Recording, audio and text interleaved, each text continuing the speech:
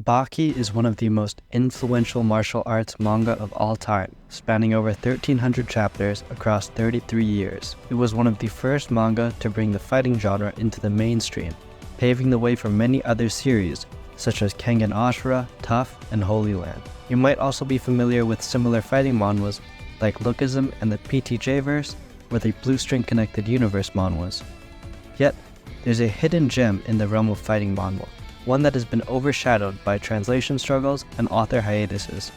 Let me introduce you to FightClass 3, a series where brutal combat, intense drama, and heartfelt emotion intertwine to tell a story that transcends martial arts, exploring the depths of human spirit and resilience. FightClass 3 follows the life of Jiu Ji Tae, a high school student searching for his missing sister who was kidnapped years ago by their father, Jiu Ji Tae, a famous martial artist. Enrolled at Namil High, Jiu Ji Tae carries the trauma of his sister's disappearance and his father's abandonment. His life takes a turn when Maria de Cascos, a genius fighter in the Namil High fight class courses, tells him he can find his sister by joining the fight classes and becoming stronger. Within Namil High's 2 fight classes, there lies a secretive third class, reserved for only the strongest students, isolated from the public. Maria, who came from FightClass 3, explains that it is within this elite class that Jiu Ji Tae will find his sister. Determined, Ji Tae transfers into the regular fight classes, where he begins training and participating in ranking matches that determine the top fighters. These early ranking matches introduce a variety of different students, showcasing their unique styles and personalities. This sets the stage for a major tournament arc featuring intricately choreographed fights that draw you into the story and keep you hooked for what comes next. Throughout the series, we follow the progression of Ji Tae in martial arts, starting from zero experience. Unlike many other stories, Ji Tae's growth is depicted realistically without random unnatural power-ups. The author meticulously explains martial art techniques, often using simple graphics to illustrate the correct methods. Most techniques shown are pretty realistic and applicable in real life, though I wouldn't recommend that you learn them using this. For instance, the series references real-life examples such as Royce Gracie winning the first UFC as a small competitor to explain Brazilian Jiu-Jitsu's popularity, which adds an authentic touch. Ji Tae starts by mastering basic defensive moves such as guarding, checking low kicks, sprawling, and throwing proper punches. Physically, he is quite weak, with only 2 special traits: his double-jointedness, which helps him escape submissions easier, and his devil's gift, which he inherited from his father. This gift from his dad is essentially having exceptionally keen eyes, allowing him to see incoming attacks more clearly and also replicate any technique he observes. While this may sound overpowered, it's established really early on in the series, and it's a believable part of his character rather than a sudden plot device that they don't explain. This ability adds a layer of realism because without it, Ji Tae wouldn't stand a chance against fighters who have been training their entire lives. The series also excels in its art style, which complements the storytelling. The clean art approach makes it easy to follow along with the fights, illustrating each move clearly. Each move is anatomically correct and well choreographed, adding to the realism. However, the art does exaggerate certain elements to convey the fighter's emotions effectively and create more tension within the fight. For example, in the fight between a genius and upcoming kickboxer Shim Hammond and Maria, the depiction of lightning from Hammond's eyes and the cracks in his face obviously aren't literal. These artistic choices illustrate the intense emotions and sensations of the fighters, making the battles more dramatic and engaging. The art also emphasizes the impacts of hits, such as blows to the face or other parts of the body, leaving indentations within the receiver. The art shifts from comedic and lighthearted in non-fight scenes to intense and detailed during fights. It doesn't shy away from brutality, depicting the gruesome nature of the battles and the raw emotions of the characters. The exaggerated, almost demonic portrayals of high schoolers are pretty unsettling and intensify the emotions of each fight. One of the most captivating aspects of FightClass 3 is its diverse cast of fighters, each bringing a unique martial art and personal motivation to the arena. The lack of gender or weight classes, which is crazy in Namil High's tournaments, lead to unpredictable and thrilling matchups, showcasing a clash of styles and ideologies. For instance, Kang Tae-Young, a Kyokushin karate practitioner, faces Hyo Kang-mook, an MMA fighter, in a bout marked by significant reach and weight disadvantage. Despite these odds and personal challenge, such as her fighting while on her period, Kang Tae-Young's unwavering belief in her martial art drives her to push beyond her limits. This particular fight, though not relevant to the main plot, exemplifies the series' ability to dive deep into the psyche of its characters, making you root for them irrespective of the outcome. The emotional intensity and personal stakes in each fight make the series incredibly engaging, ensuring that every battle feels significant and impactful. These fights are not only incredibly drawn and captivating, they also build up the personalities and ideologies of the fighters to give us a better understanding of their character even later on in the series. But let's talk about our main character, Jiu Ji Tae. From the beginning, Jiu Ji Tae is a kind soul who hates fighting and violence, refusing to take action even when assaulted. Physically, Jiu Ji Tae is weak and scrawny, having never worked out or known anything about fighting or fitness.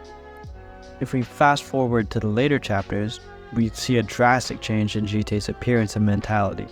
This later rendition of Jiu Ji Tae involves him mercilessly beating opponents to the brink of death using tactics like eye gouging, ball kicking, neck strikes, and oblique kicks, which would be illegal in any regular sanctioned fight. Jiu Ji Tae even harasses and fights people who aren't fighters and don't pose any threat to him. He basically just becomes an asshole. And although this change in character seems drastic, it is a good demonstration of solid progression and development throughout the series, rather than a sudden, abrupt change, which it was, but it makes sense. Character development refers to how a character responds to experiences or events and how their past affects that change. Jiu Ji Tae's evolution is one of the reasons I love this series in particular.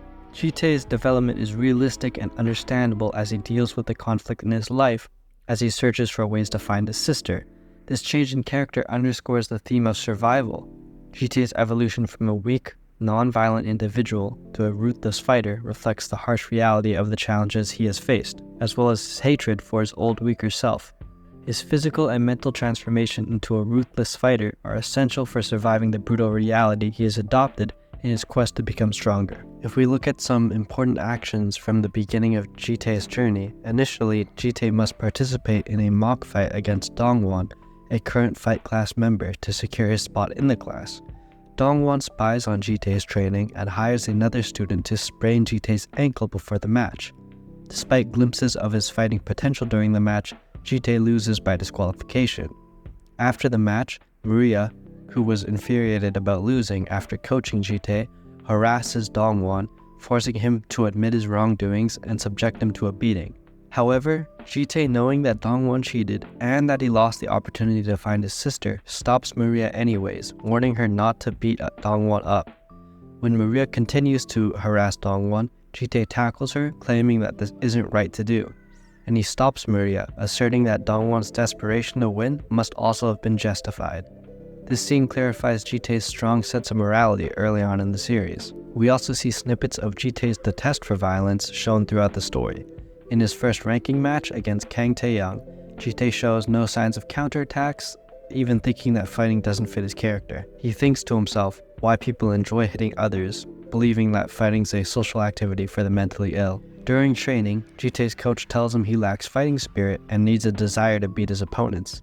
The coach tells Jiu Ji Tae that fighting isn't violence but training and urges him to use controlled anger if it's difficult for him to fight back. Jiu Ji Tae's journey is a powerful exploration of identity. Initially, he despises violence and struggles with his sense of self, wondering if this is the right way to go about things. A turning point in Jiu Ji Tae's development is when his friend Ok-dong gets bullied. Bullies blackmail Ok-dong, forcing him to be their shuttle. When Jiu Ji Tae arrives to help, he sees Ok-dong beaten up and he's filled with rage, fighting all the bullies at once in a blind rush.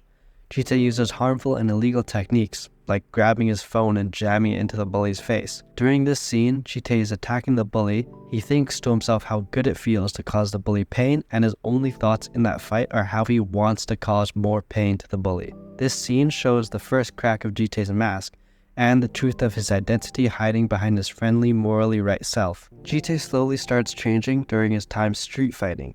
Basically, Maria took him to gain more experience, where he fights reckless, inexperienced thugs. These street fights, unlike his previous fights, are just straight pure violence, forcing Jiu Ji Tae to commit like it's a life or death situation, rather than a match. Maria emphasizes that she's teaching him not martial arts, but how to fight. Later, Ji Tae questions himself, wondering why he went so far, trying to justify his own actions in the fights, believing he was punishing thugs. But the only conclusion he can come to is that he's just punishing civilians with violence. He's not a cop, he's not doing anything legally, he's just beating up people who did bad things on the streets. He admits his actions are wrong, but doesn't stop, driven by his hatred for his father and himself for being weak. The necessity to find his sister and the influence of his surroundings push him towards embracing his violent side even more. In a street fight with another fight class student, Choi Young-jun, Ji Tae gets his nose broken. During this fight, Maria recognizes Ji Tae's potential and similarity with his father, Jiu Ji Tae, and is traumatized by memory. In desperation, Ji Tae seeks help from Maria, however she pushes him forward, forcing Choi Young-jun to continue beating Ji Tae until he stops. Ji Tae lies on the ground, coughing, with Maria sitting next to him in the cold, empty alley. This point in time truly broke Ji Tae, as the next day in the hospital he is confronted by his childhood friend, Ji-yeon. In the hospital, Ji Tae talks to Ji-yeon, who confronts him about his fighting, asking if Ji Tae cares about the people who worry about him. Ji Tae breaks down, crying, expressing his hatred for fighting and questioning his own motives, telling Ji-yeon that he really wants to stop. He admits to himself that he's not someone who loves fighting, but believes it's the only way that he can find his sister, wondering to himself why he was born so weak. This scene is the build-up of all the mental and physical distress Ji Tae has built up throughout the series, placing it behind his mask of goodwill, intentions, and fake emotions. Later in the series, when Ji Tae takes off his shirt after his transformation, we see his upper body riddled with scars, a scene that happened while he was at the hospital during his talk with Ji-yeon. This scene can be symbolized as Ji Tae's metamorphosis into his new self, killing his old weak self. This becomes more apparent when Ji Tae fights a monster in the tunnel shortly after his change. In the tunnel, Ji Tae finds people's skulls and starts feeling the fear of death, causing his own body to tremble and shake. In response to this, to get himself to stop shaking, Ji Tae uses his fingers and tears at his own face, ripping his skin off. Similar to how we saw him cutting himself in the hospital, Ji Tae uses self-harm in an act of insanity and craziness as a way to stow away his weak self, willing himself to be stronger than he really is. In his new form, Ji Tae fights indiscriminately, pushing beyond the ends of the fight, attacking people after they've already been beaten. This can be seen in his way of asserting dominance, not just among his enemies, but also against himself, trying to prove to himself that he is strong and crazy. His madness can be seen as a coping mechanism for self-loathing, trying to prove himself that he is strong and not his old weak self. Later in the story, after the ranking matches and Ji Tae's noticeable changes in mental and physical health, we are introduced to the tunnel, a lawless, gang-controlled area. In a remarkable 157-page chapter, the backstory of Choi Young-jun, a student in the fight class, is revealed. Originally, the Tunnel Steel Mills was a huge factory area, but a national financial crisis led to its decline. People were forced to leave or die, leaving only the children, forming their own community and surviving without outside help. This evolution created the tunnel, a place of survival and desperation, full of unknown, unregistered children that had to live on their own. Choi Young-jun's story explores the harsh reality of trying to assimilate back into regular society coming from such a brutal background. Despite his efforts, he fails to catch up socially and academically, being raised in a lawless area, causing him to resent his upbringing. Similarly, the tunnel's Dr. Oh-jin embodies a twisted belief that true happiness can only be achieved by freeing people from their desires, wishing to create a human with no inner desires, highlighting the tunnel's grim philosophy. The tunnel arc is pivotal, marking a departure from the shonen-style beginning to a more mature and serious tone. It not only adds complexity to the characters, showing their struggle and growth, but also underscores the thematic elements of survival, resilience, and the impact of one's environment. This shift in setting and tone could be seen as a metaphor for Ji Tae's evolving mindset as he navigates through the tunnel's dangers, reflecting his inner turmoil and determination, as well as his change in personality.